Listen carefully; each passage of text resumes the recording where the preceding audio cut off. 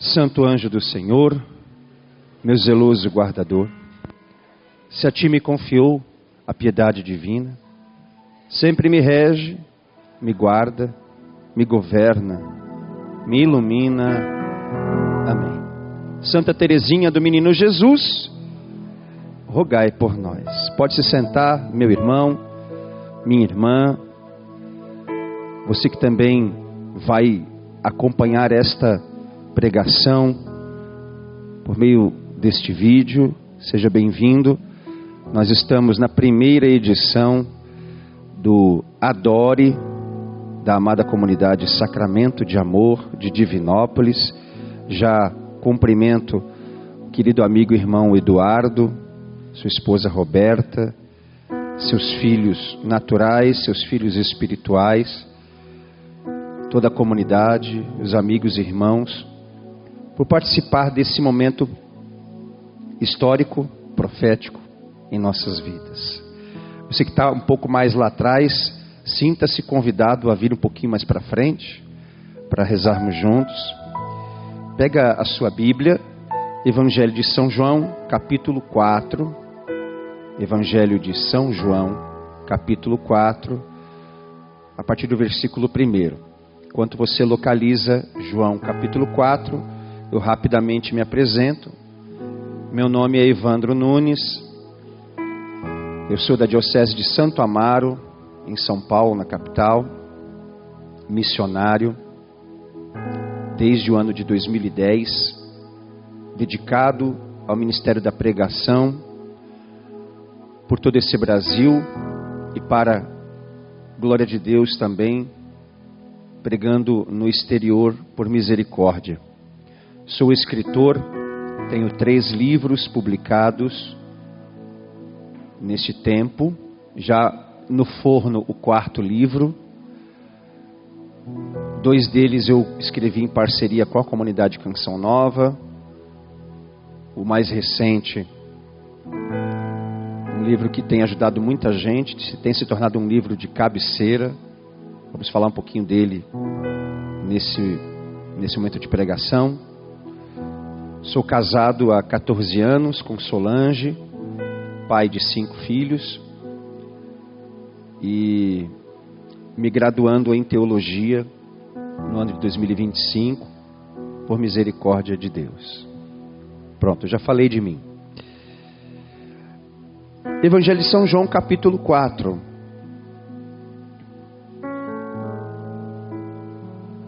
O Senhor soube que os fariseus tinham ouvido dizer que ele recrutava e batizava mais discípulos que João Batista.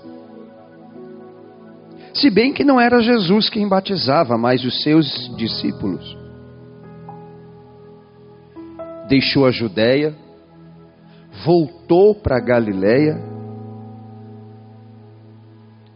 e deveria passar por Samaria. Chegou, pois, a uma localidade da Samaria chamada Sicar, junto das terras que Jacó dera a seu filho José. Ali havia o poço de Jacó. E Jesus, fatigado da viagem, sentou-se à beira do poço. Era por volta do meio-dia. Veio uma mulher da Samaria tirar água. Pediu-lhe Jesus: dá-me de beber, pois os discípulos tinham ido à cidade comprar mantimentos. Aquela samaritana lhe disse: sendo tu judeu, como pedes de beber a mim, que sou samaritana? Pois os judeus não se comunicavam com os samaritanos. Jesus lhe respondeu: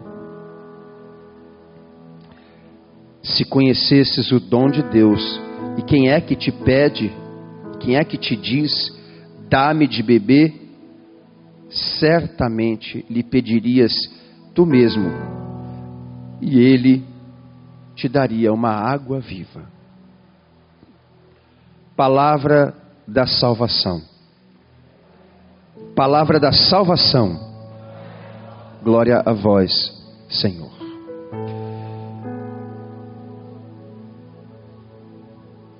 O evangelista São João se caracterizou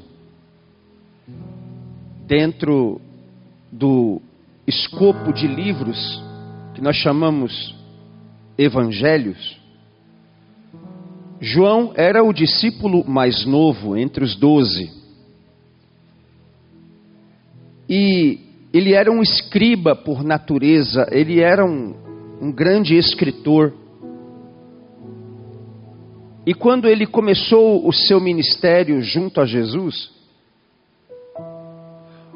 o que diferenciava João dos outros evangelistas é a capacidade de se anular no que diz respeito a impressões pessoais,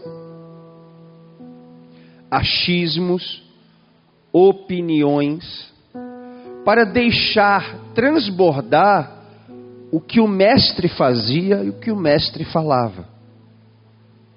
João, quando foi redigir o seu evangelho, ele não concentrou-se em dizer: eu vi Jesus fazendo, eu vi Jesus falando. Para ser mais assertivo ainda, ele ouvia Jesus dizer: eu sou o caminho, a verdade e a vida. E ele correu lá e escreveu: eu sou o caminho, a verdade e a vida. Ele ouviu Jesus dizendo: eu sou a porta das ovelhas. E ele corre lá e escreve: eu sou a porta das ovelhas.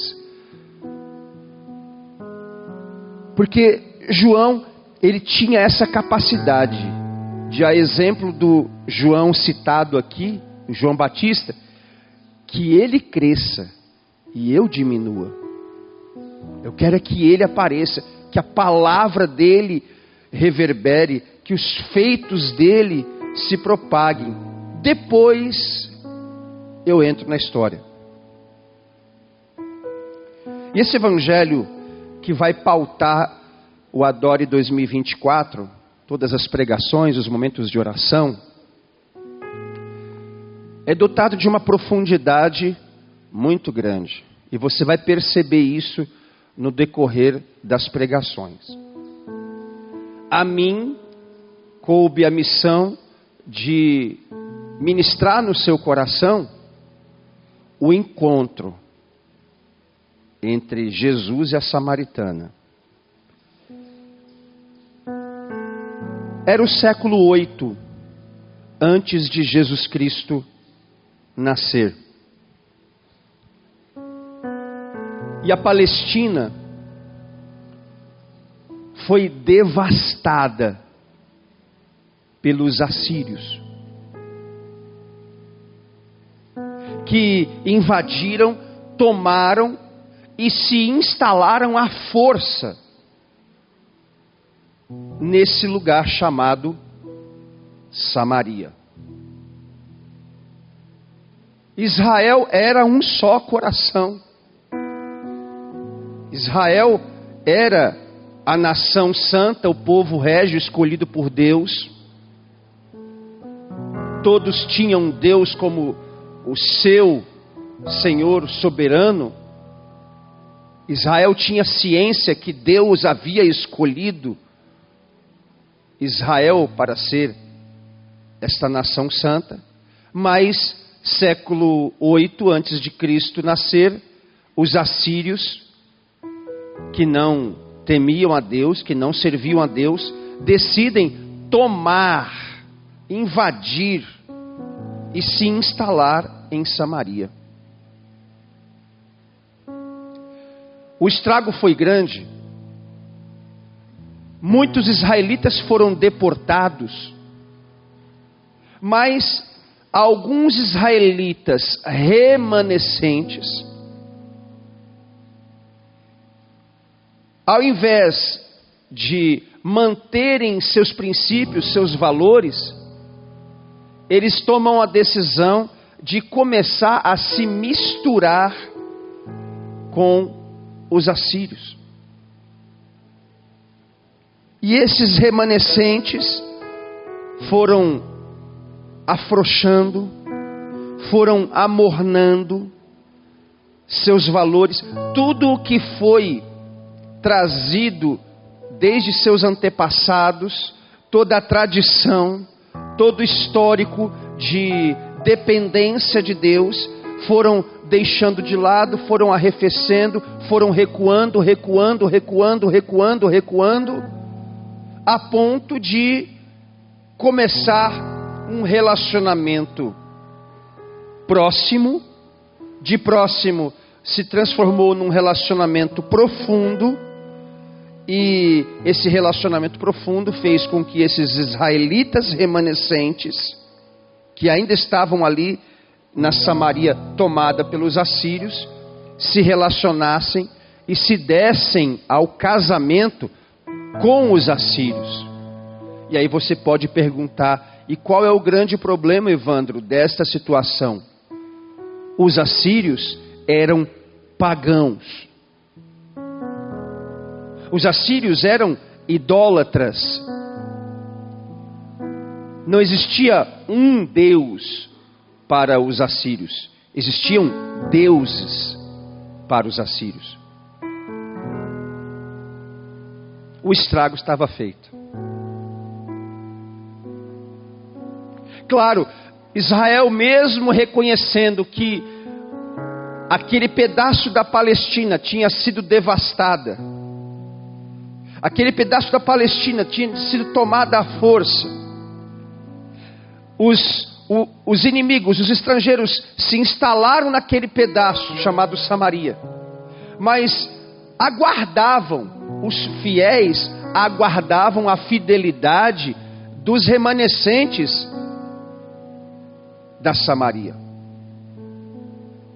Quando chegou a notícia de que haviam virado a cabeça, aquilo que era abominável a todos os israelitas passou a ser prática na Samaria, aqueles que eram tementes viraram as costas para Deus. Isso gerou um descontentamento absurdo nos israelitas tementes a Deus. Foi aí que os israelitas tementes a Deus, os israelitas religiosos, tomam uma decisão. Jesus nasce na Galileia. Lembra da canção do Padre Zezinho? Um certo dia à beira-mar apareceu um jovem galileu. Jesus começa o seu ministério na Galileia para terminar em Jerusalém. Da Galileia para Jerusalém, ele está descendo. Pelo menos uma vez no ano, os israelitas religiosos desciam da Galileia peregrinando para Jerusalém.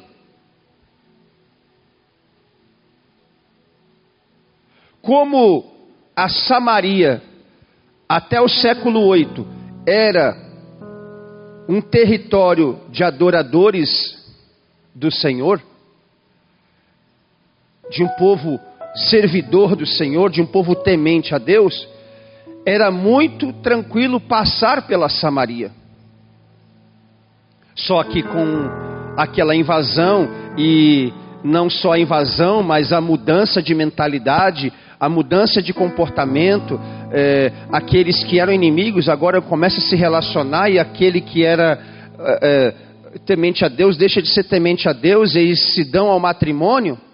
Os israelitas tomam uma decisão bastante radical. Nós vamos sair da Galileia, precisamos chegar em Jerusalém, mas nós não vamos passar pela Samaria. E essa decisão custou caro. Passar pela Samaria era ganhar tempo. era fazer um trajeto menos cansativo e mais curto. A decisão de não passar pela Samaria e contornar as margens do Rio Jordão ia desgastar o povo para chegar em Jerusalém e ia fazer com que eles experimentassem um caminho que eles não estavam acostumados, mas era o que tinha. Porque nós precisamos honrar a nossa palavra. Pela Samaria eu não passo. Você já se deparou com realidades na tua cidade ou na região por onde você passa, sabendo que ali é um lugar perigoso e que dependendo da hora você fala, apesar de ser mais curto eu ir por aqui, é mais perigoso para mim. Então, apesar de ser mais curto, eu vou dar a volta, eu vou fazer um contorno que vai gastar mais combustível, mas me dá mais segurança, me dá mais paz no coração.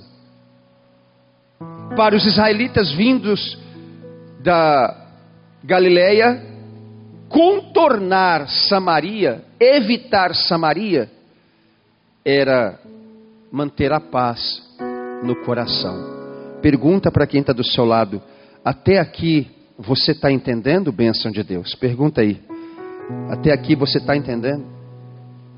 Porque a gente pode olhar essa situação e dizer assim, eles decidiram passar e mudar. Não, há um contexto, há uma necessidade, há um processo que é fundamental ser vivido para manter os valores interiores. Na cabeça do judeu religioso, pisar a planta dos pés na Samaria é o mesmo que contaminar-se espiritualmente. Então eu não quero me contaminar. Por quê? Porque aquele povo virou as costas para Deus. Não é amigo de Deus, também não será meu amigo. O cenário era esse. Quem quisesse sair de Jerusalém e subir para Galileia, sendo judeu religioso, fazia a mesmíssima coisa que quem saísse da Galileia para chegar em Jerusalém tinha que fazer. A radicalidade em não se encontrar, em não passar por aquele trecho da Samaria era tão grande que havia uma espécie de veredito entre os israelitas em que eles, se fosse o caso de porventura encontrar-se com um samaritano, não tocava no corpo deles, não comia da mesma comida e até o copo d'água, se eles estivessem com sede, o copo d'água, se fosse de um samaritano, eu não bebo. Reconheço que estou com sede, mas quem preparou esse copo d'água aqui foi um samaritano? Então, eu não vou nem tocar. A água desse copo não entra no meu corpo, porque a água desse copo, antes de entrar no meu corpo, passou pelas mãos de um samaritano. Estou fora. Prefiro ficar com sede do que me contaminar. Você pode olhar isso como algo, mas que extremo. Sim, mas você pode também lançar uma outra leitura. Os meus valores são inegociáveis. Eu não negocio meus princípios. Eu não vou quebrar a aliança com o meu Senhor. E quantas vezes os apóstolos depois, Pedro vai deixar isso bem claro, que no fim dos tempos, nós seremos visitados por alguns ventos de doutrinas que, para gerar alguma margem de segurança, alguns vão ser levados por esses ventos de doutrinas e vão ser manipulados de forma muito fácil, porque abriram mão de negociar seus princípios com Deus. Não se trata apenas de uma birra com quem não é de Deus. Se trata aqui, na visão dos israelitas, eu não vou dar desgosto ao meu Senhor, dando atenção àquele que virou as costas para Deus.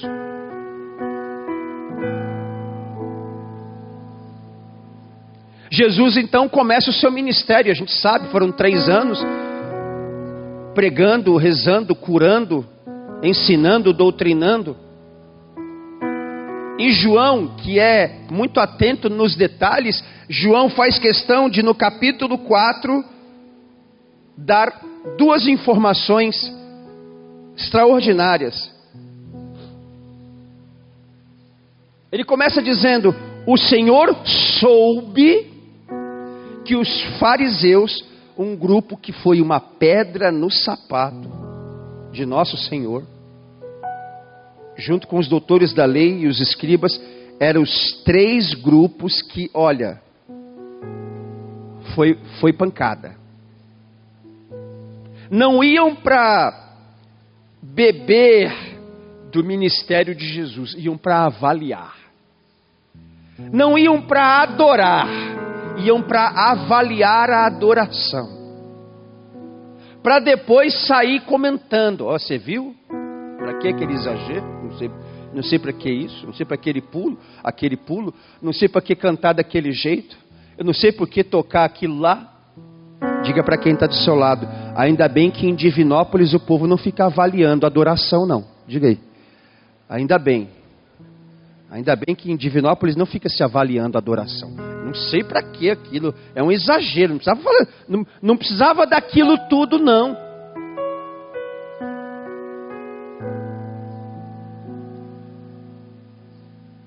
E João percebe uma certa inquietação em Jesus, inquietação aqui no melhor sentido da palavra inquietação.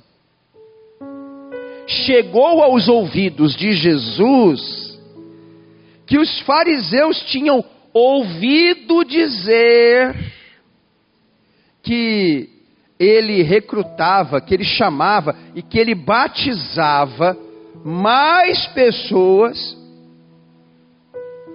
do que João Batista que o precedeu. É o único ouviu dizer que a gente pode tirar algum benefício. Porque a toda hora a gente fica assim: não, você não pode se basear, você não pode tomar decisões a partir de, eu ouvi dizer que está para acontecer tal coisa, eu ouvi dizer que está para, olha, pode ser que venha, fiquei sabendo aí, é um burburinho, mas até nesse burburinho Jesus tira uma lição extraordinária. E veja, essa primeira informação, Jesus age a partir daquilo que ele ouviu dizer, mas age sabiamente, a gente vai perceber isso. E o texto bíblico vai dizer: Jesus deixou a Judéia e voltou para a Galileia. Eu disse para você que o ministério de Jesus começa na Galileia para terminar em Jerusalém. Ele está na região de Jerusalém, já tinha feito todo o caminho, mas Jesus decide voltar. Geograficamente, Eduardo, Jesus e seus discípulos estão subindo. Teológica e espiritualmente, Jesus decide voltar para dizer também: é hora de subir. É hora de subir o nível de quem me adora de forma rasa. É hora de subir o nível de quem se relaciona comigo de uma maneira superficial, periférica. É hora de subir quem está prostrado. É hora de subir quem está entregue para viver uma vida nova. É hora de tirar você daqui para colocar você aqui. Diga para quem está do seu lado: é hora de subir, meu irmão. Não, mas fala com autoridade, fala assim: é hora de subir. Diga para outra pessoa, na sua vida também, é hora de subir. O Adore 2024 não é só expor o Santíssimo no centro do altar, aleluia, e dobrar os joelhos. É hora de subir um jeito mais profundo de adorar Jesus de Nazaré. É hora de subir. Eles começam a subida. Jesus está à frente, os apóstolos estão vindo atrás dele. E quando chega a bifurcação que todo judeu fazia, nós vamos agora contornar o Jordão, porque na Samaria meu pezinho não pisa. Ali não. Quando chega na bifurcação, nós vamos agora, vamos ter que voltar mesmo? Senhor, mas a gente chegou até aqui, e agora a gente vai voltar tudo. E Jesus disse: sim, nós vamos ter que voltar tudo. Vamos voltar. Já que vamos voltar, nós vamos fazer o caminho que a gente sempre fez. E o caminho que a gente sempre faz vai ser mais cansativo. Só que quando chega na bifurcação, para pegar o caminho que vai contornar as margens do Rio Jordão, Jesus disse: não, nós vamos passar pela Samaria. O quê? Não, o senhor não está falando sério. O senhor está falando, não, o senhor está de brincadeira.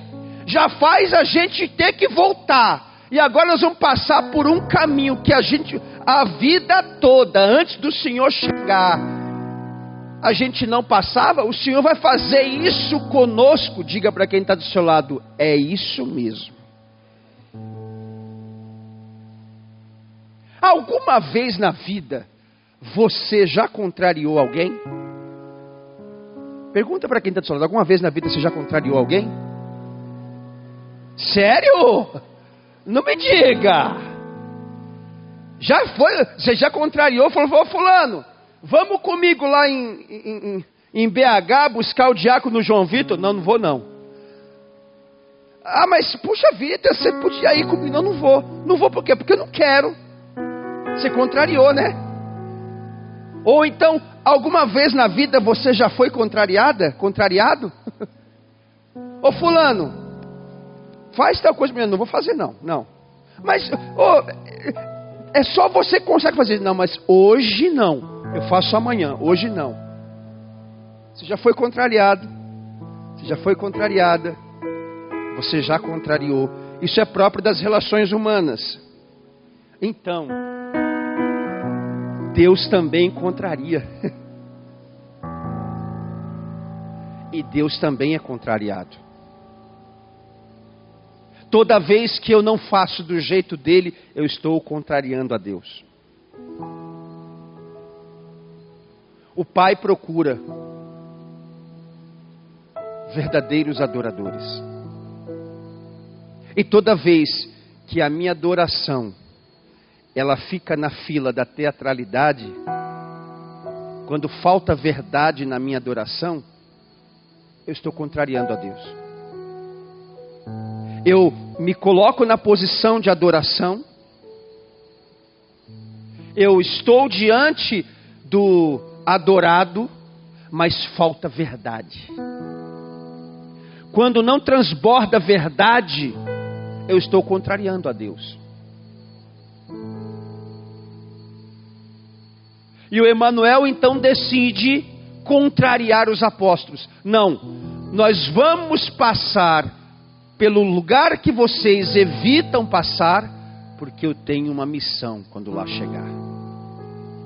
Deus é aquele que é capaz de contrariar aqueles que caminham conosco, aqueles que caminham com Ele, aqueles que comem com Ele, aqueles que dormem com Ele, aqueles que andam com Ele, por causa de uma alma.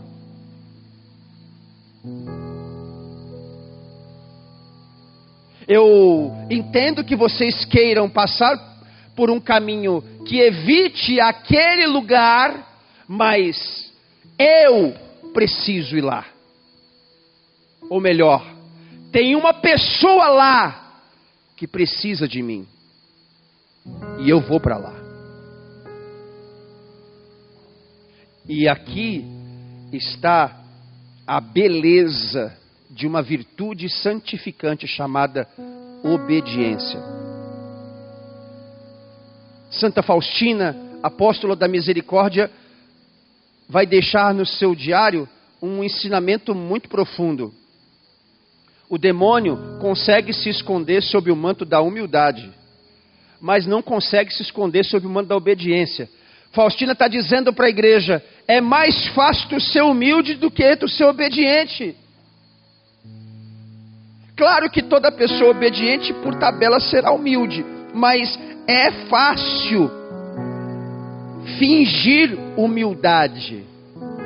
Se eu venho aqui fazer esta pregação, aguardando no meu interior, não falei de boca, no meu interior, eu aguardo ser efusivamente aplaudido. E aí, se você decide efusivamente aplaudir a minha pregação, se eu fingir humildade, eu posso pegar o microfone e falar assim, gente, que é isso? Quem sou eu na fila do pão? Não, vocês estão exagerando, calma gente, disso, é Jesus, é Ele, para Ele, mas interiormente eu estou aqui, isso, é o que eu queria, isso, ai como eu gosto, aplaude mais, ai como eu gosto, é assim que eu gosto. É mais fácil ao demônio ser humilde do que ser obediente. Então o caminho que gerou contradição no coração dos apóstolos precisou produzir neles a virtude da obediência. Não há como Deus justificar uma pessoa que não é obediente. E não adianta vir com aquele papinho, eu obedeço a Deus se eu não obedeço quem Deus constituiu. Eu obedeço a Deus, mas meu pai eu não obedeço. Eu obedeço a Deus, mas a minha mãe eu não obedeço. Eu obedeço a Deus, mas o meu pároco eu não obedeço. Eu obedeço a Deus, mas o meu bispo eu não obedeço. Eu obedeço a Deus, mas o meu fundador eu não obedeço. Eu obedeço a Deus, mas o meu chefe eu não obedeço. Claro, parêntese, se a pessoa está sendo conduzida por um espírito de justiça e verdade, você precisa obedecer. Você não vai obedecer dentro de um princípio de ilegalidade que vai corromper a tua aliança com Deus. É disso que eu estou falando. Então, a gente precisa ter um cuidado quando a gente diz, não, eu obedeço a Deus, mas obedece a Deus e não obedece a hierarquia que Deus estabeleceu. Como é que fica? E os apóstolos tomam a decisão de acompanhar Jesus. Eles estão agora subindo, porque é hora de subir. E há, no versículo 6, uma outra informação esplêndida e que às vezes passa batido na hora que a gente ouve este evangelho numa missa ou numa pregação. Ali havia o poço de Jacó e Jesus, fatigado da viagem, sentou-se à beira do poço. Mesmo cansado, Deus quer encontrar alguém que vive no erro. Mesmo cansado, Jesus tem o que oferecer a quem está perdido.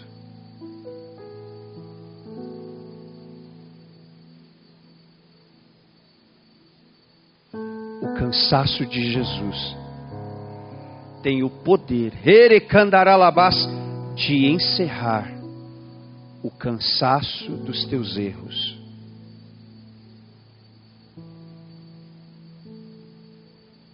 Dois momentos na Bíblia falam dessa humanidade frágil, entre aspas, de Jesus.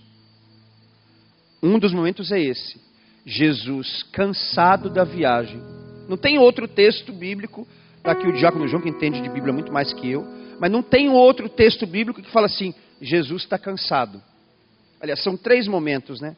3 momentos que revelam a fragilidade de um Deus onipotente, onisciente, onipresente.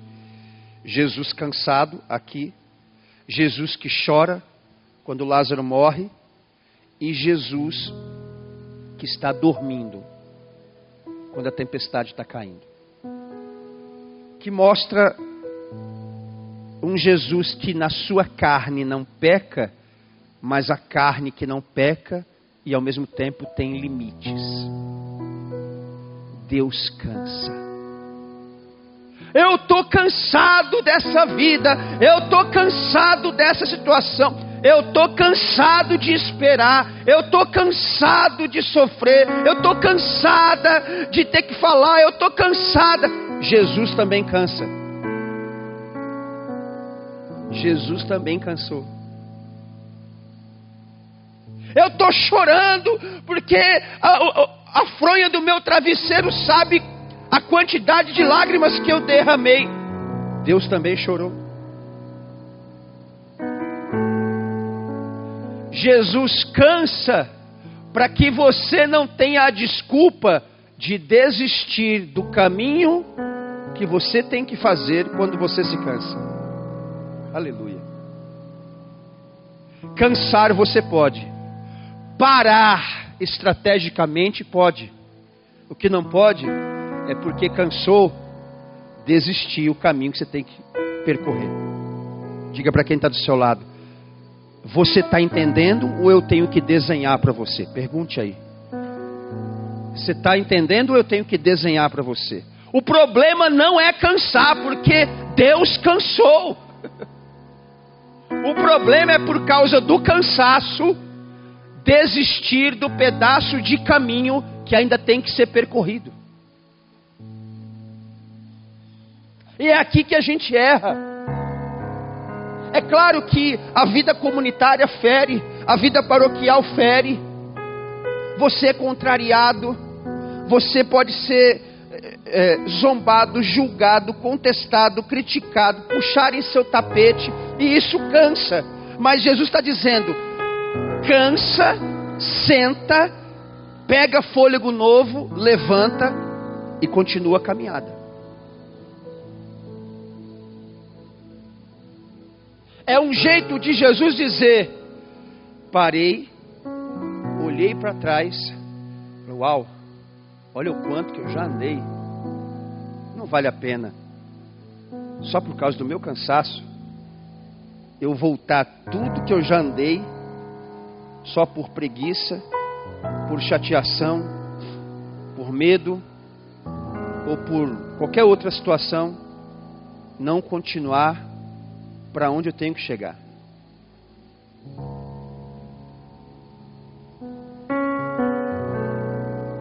Mesmo cansado,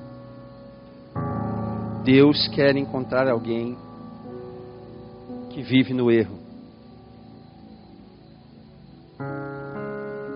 Só que, veja que extraordinário.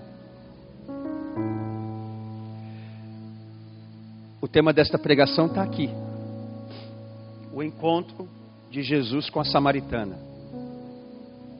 3 personagens bíblicos do Primeiro Testamento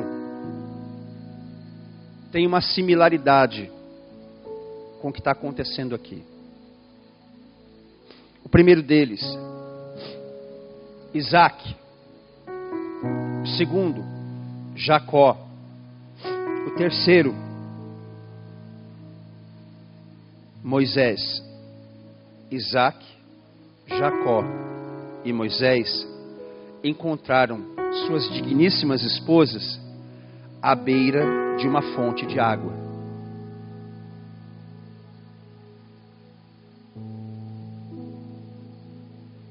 A samaritana quis, na agenda de Deus, na agenda dela não, mas na agenda de Deus, diácono, quis a agenda de Deus, a providência divina, que a samaritana encontrasse o noivo de sua alma também à beira de uma fonte de água. Você está entendendo o que está acontecendo aqui? Que não é apenas uma parada estratégica, não é apenas é um encontro. É um encontro. O Adore 2024 da comunidade Sacramento de Amor, o Adore é essa fonte em que você para, a exemplo da samaritana, para se encontrar com o noivo da sua alma. Que você para se encontrar com o noivo da igreja. Jacó se encontrou com sua esposa, Isaac se encontrou com sua esposa, Moisés se encontrou com sua esposa à beira de uma fonte de água. Mas nenhuma das esposas pôde oferecer aos seus digníssimos esposos, ou nenhum dos esposos ofereceu às suas esposas, na beira de uma fonte de água, o que esse noivo está oferecendo para a alma desta mulher. Diga para quem está do seu lado: Jesus é outro nível, meu filho. Diga aí: Jesus é outro nível, é outro nível, é outro nível, é outro nível.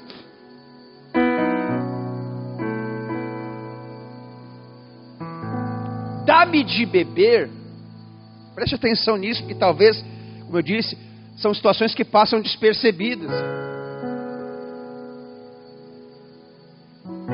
A proposta de Jesus é essa. Jesus está cansado, mas ele está sentado na beira de uma fonte de água. A mulher chega numa hora que aparentemente não tem ninguém, e não tem mesmo, mas Deus está lá. E quando ela chega para fazer o que ela sempre fez,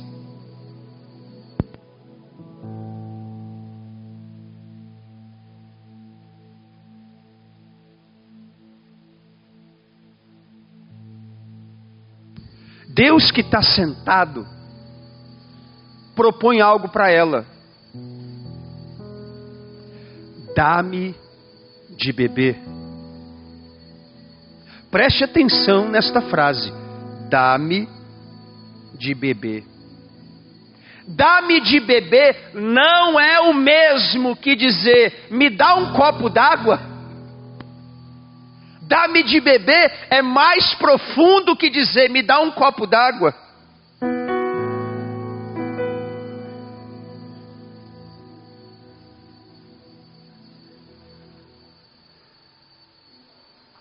É mais profundo.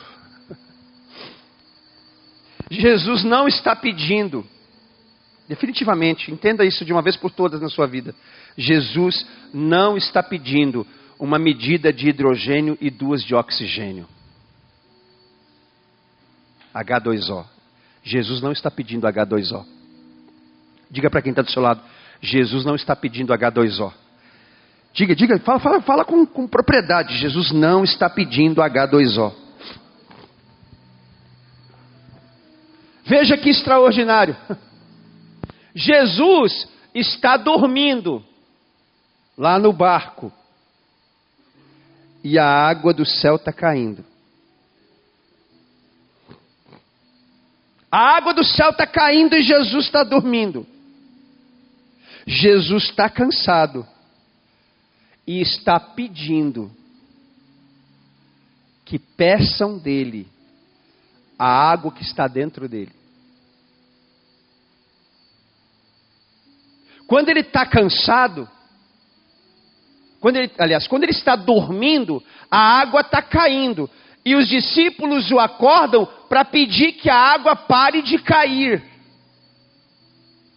Mas quando Jesus está cansado, mesmo cansado, ele está provocando que aquela mulher peça água. Mas não peça a água que está embaixo dela, peça a água que está dentro dele.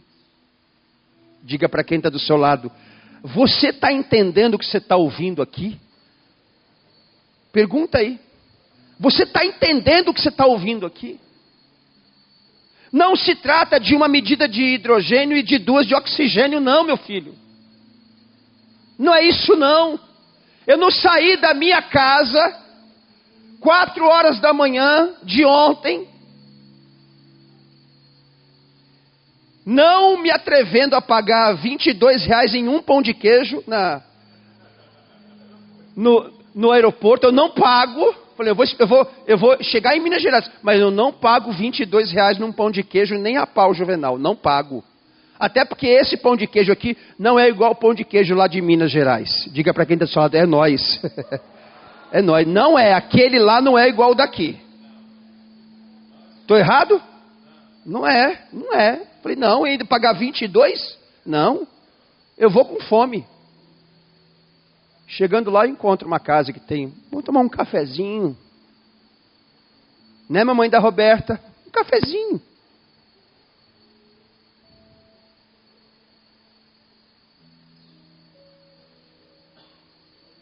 Veja que extraordinário. Se você recuar 2 capítulos para trás, capítulo 2 do Evangelho de São João, começa a vida pública de Jesus. Caná.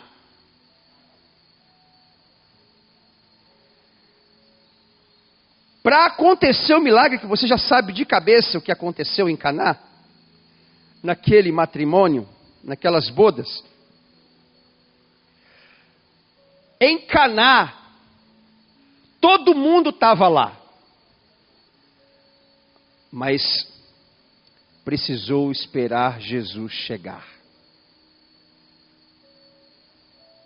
O paralítico da piscina de Betesda sempre tinha que esperar o anjo do Senhor chegar para que ele pudesse entrar na água e da água sair curado, andando.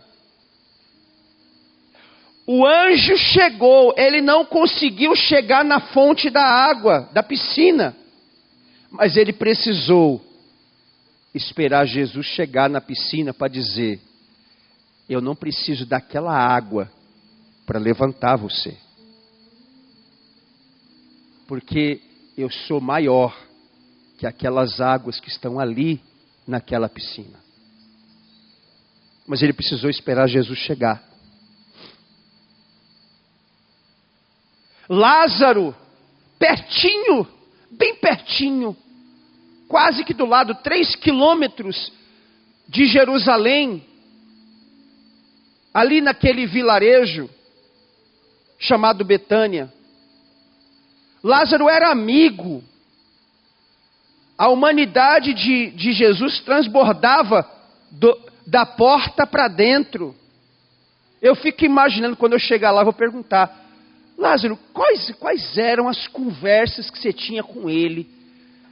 Eu acho que Lázaro, Marta e Maria falavam assim: ó, Jesus, pode tirar sua sandália, estica seu pé aí no nosso sofá, fica à vontade, abre a geladeira, quiser pegar um pedaço de queijo, vai lá, pega lá, sem respeito humano nenhum, vai lá, fica à vontade, pega lá. Aqui você está literalmente em casa. Diga para quem está do seu lado: vai vendo. Vai vendo. Mas para Lázaro ressuscitar, foi necessário Jesus chegar. Caná, foi necessário Jesus chegar. Piscina de Betesda, foi necessário Jesus chegar. Ressurreição de Lázaro, foi necessário Jesus chegar. Ressurreição de Talita, foi necessário Jesus chegar. Cura do cego Bartimeu, foi necessário Jesus passar.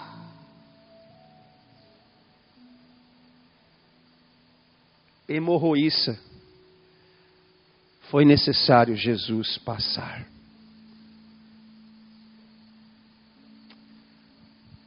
Diga para quem está do seu lado, mas com a samaritana foi diferente. Diga aí, mas com a samaritana foi diferente. Eu queria que você gerasse muita expectativa no seu coração agora. Nós estamos encaminhando o final desta pregação. E vamos rezar. Porque aqui estamos para falar do encontro entre Jesus e a samaritana. Se em Caná foi necessário Jesus chegar. Se em Betesda foi necessário Jesus chegar. Se na casa de Lázaro foi necessário Jesus chegar. Se na casa de Jairo, para ressuscitar Talita, foi necessário Jesus chegar. Se para curar o cego Bartimeu, foi necessário Jesus chegar e passar por ali. Se para curar a hemorroíça, foi necessário Jesus chegar e passar por ali. Com a samaritana, é Ele que espera ela chegar. É Ele que espera. E pela fé, eu tenho certeza que o Adore 2024 foi um jeito de Jesus sentar-se no poço, esperando você chegar aqui na Sacramento de Amor. O Adore 2024 não é um Jesus que precisa chegar. É um Jesus que já chegou. E estava esperando só você chegar. Eu, se fosse você, eu diria para quem está do seu lado, seja bem-vindo, Ele estava esperando você aqui mesmo. Seja bem-vindo, Ele estava, não é que Ele vai chegar. É você que chegou. O que vale aqui não é Jesus chegar ali no poço. O que vale aqui é a samaritana chegar onde Jesus já está esperando. Eu não sei se você parou para perceber, meu irmão, minha irmã, mas é uma das raríssimas vezes, e João, como eu disse, João é versado nos detalhes. Quando Jesus está cansado, sentado, esperando quem ele precisa chegar onde ele já está, os discípulos tomam uma decisão. Nós vamos lá na cidade comprar mantimentos. É a primeira vez que eu vejo, como diz lá no Ceará, 12 machos indo para o supermercado. É a primeira vez que eu vejo isso, diácono. Desculpa se eu estou cometendo uma... Eu acho que não é heresia teológica não falar um negócio desse. 12 machos indo no supermercado. Diga para quem está do seu lado. Aqui em Minas Gerais é desse jeito? É desse jeito? 12 machos indo para o supermercado. Não, se fala assim, ó, vai 2 para trazer a sacola, né? Vai 2. Fica 10. Ou então, vai 3, ou vai 4. Não, eu queria conhecer, tem uma rua lá que eu sempre quis passar, e nós vamos passar, para chegar no mercadinho, tem que passar por lá. Ainda vai. Mas 12 machos indo ao mesmo tempo. Você imagina a cena, Eduardo? 12 homens entrando no mercado ao mesmo tempo, juntos. Porque eu não sei vocês que são casados, mas eu lá em casa, quando minha esposa fala assim, amor, eu preciso que você vá buscar no mercado, ela manda a listinha pelo zap. Traz isso. Eu falei, meu Deus, eu vou passando no mercado que ela sempre vai, diga para quem está do seu lado, vai vendo isso, vai vendo. E aí eu vou ali pegando as coisas, né? Mas eu não tenho aquele domínio que ela tem, porque o mercado ela conhece como as paredes da nossa casa. Ela sabe que a prateleira de cima tem tal coisa, a prateleira do meio tem tal coisa, a prateleira terceira tem tal coisa e a última tem tal coisa. Ela sabe onde está cada item. Mulher é assim. Diga para quem está do seu lado, inclusive em Minas Gerais. Mulher é assim. O homem não. O homem precisa de orientação. Ó, você vai no mercado, chegando lá, passou a entrada principal, você pega o corredor à esquerda. Não é assim, Débora? Você pega o corredor à esquerda, você vai até o final, chegando no final, você vai encontrar, você conta 3 prateleiras, de cima para baixo, 1, 2, 3. A lata de milho que eu gosto de usar para fazer com arroz, é a marca tal, ela está na 3ª prateleira. Aí só dá os homens fazendo vídeo chamada na frente das prateleiras. É aqui, amor? Não, mais para cima, não, um pouquinho, mais para sua direita, mais para sua esquerda, não para cá, não, ali, ó, peraí, isso, é essa aí, mostra para mim qual é o preço. É desse jeito que elas fazem conosco. Chega a ser humilhante. Teve vezes que eu olhei para o lado, tinha 3 homens fazendo vídeo chamada do meu lado. Você fez isso ontem? Você sabe a opressão que a gente vive nessa hora, né? Um outro dia minha esposa falou assim, amor, acabou o lenço umedecido do Luiz Miguel, eu tenho um menino de 3 anos, é o bendito fruto entre nós, acabou o lenço umedecido, você pode ir lá naquela loja tal, porque lá o preço é em conta, é valor de missionário, valor que missionário dá para pagar, vai lá e compra lá um lenço umedecido. Quando eu cheguei na loja parecia um shopping, o tamanho da loja, de tão grande que era, meu Deus do céu, eu falei, não, o que? Eu vou andar esses corredores tudo aqui para saber onde tem um lenço umedecido? Eu já fui no caixa direto, falei assim, minha jovem senhora, onde fica o lenço umedecido? Porque eu não ia entrar naquele shopping para tentar descobrir em que prateleira está o lenço umedecido. Diga para quem está do seu lado, vai vendo. Ela falou, o senhor pega aqui o 3º corredor à sua esquerda, vai até o final, perto da parede está lá. Você vai olhar no meio, está ali. E não deu outra. Saí virado no giraia. Peguei o lenço e voltei, feliz. A mulher quando vai para o supermercado, amor, vou no supermercado. Aguenta aí, já volto. Ela vai olhando, nossa, essa máscara facial está nesse preço. Uau! O condicionador baixou. A mulher entra no mercado assim, ó.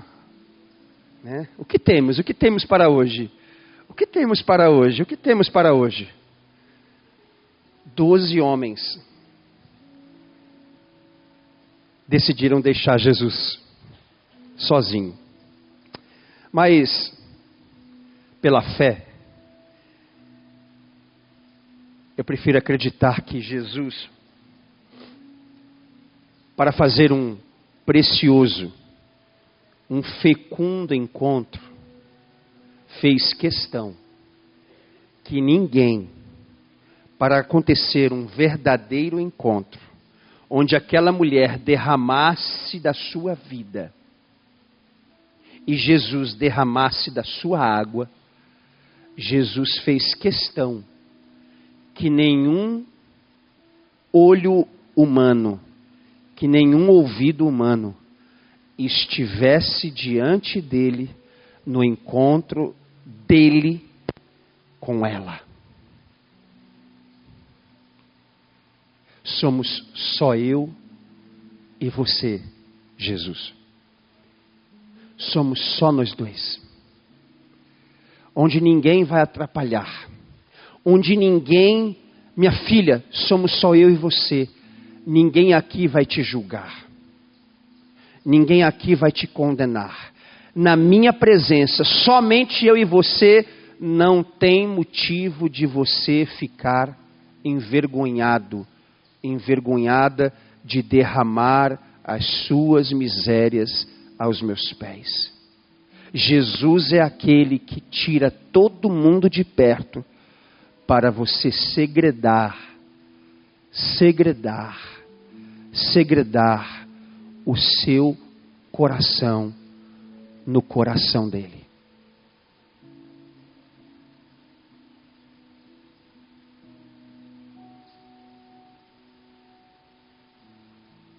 Temos várias pessoas aqui, mas espiritualmente, Jesus está vendo você.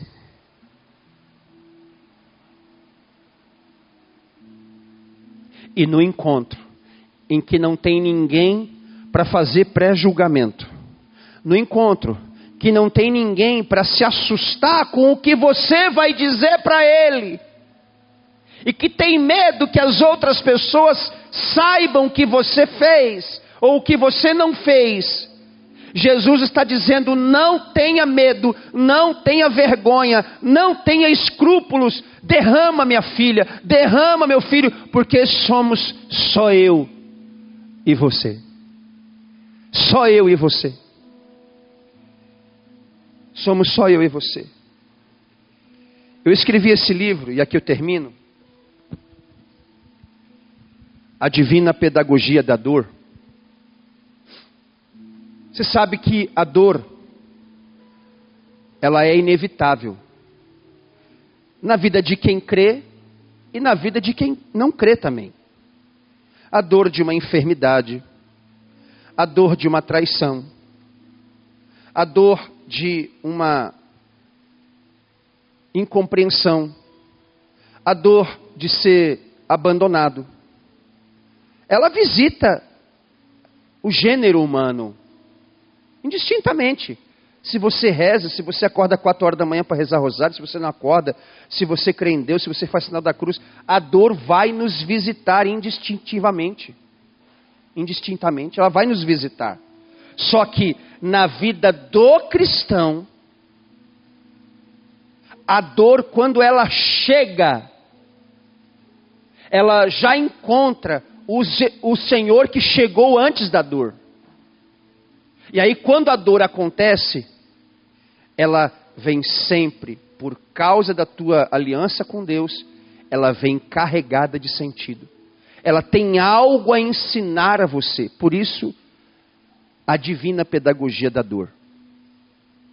E eu termino esta pregação com este trecho, que foi exatamente, em outras palavras, o que aconteceu no encontro dela com ele. Ah, se soubéssemos do amor extraordinário de Deus por nós, não ficaríamos mendigando o carinho de ninguém. Ainda nos comparamos com outras pessoas, ou ficamos presos no que dizem de nós, porque nós não temos noção da dignidade que possuímos e da predileção de Deus a nosso respeito. Você se lembra que Jesus já estava em Jerusalém e decide voltar por causa de uma pessoa? Nós não temos noção da dignidade que possuímos e da predileção de Deus a nosso respeito. Nada, nem ninguém pode dar o valor que você tanto anseia. Somente Jesus de Nazaré. Nas outras pregações você vai perceber o desenrolar disso aqui, que os meus irmãos vão trabalhar essa realidade. O que acontece depois do encontro. Mas grave na sua alma, Jesus já estava esperando você chegar. Não para te pedir uma medida de hidrogênio e 2 de oxigênio. Jesus dispensou os 12 homens que deram a vida por ele, para encontrar-se somente com você, a fim de você derramar o secreto do teu coração sem ninguém fazer pré-julgamento de você. Que esta manhã de sábado seja esse santo pretexto para você se levantar dessa cadeira e derramar, sem dó, sem pudor, sem reservas, você derramar tudo, derramar até a tua sequidão. Jesus, eu estou seca, eu estou seco. Entra a água, mas depois eu sinto sede de novo. Entra a água e eu sinto sede de novo. Disse o célebre Agostinho de Hipona, Santo Agostinho, que a oração é o encontro das duas sedes. A sede de um Deus e a sede da alma humana. A sacramento de amor, nos dias 19 e 20 de outubro, é o poço de Jacó, onde Jesus se senta para se encontrar com quem tem sede de água viva. Vamos ficar de pé? Estrala os ossos aí, isso.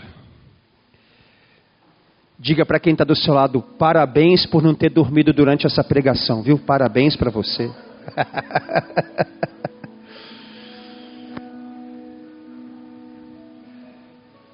Vamos cantar, ministério.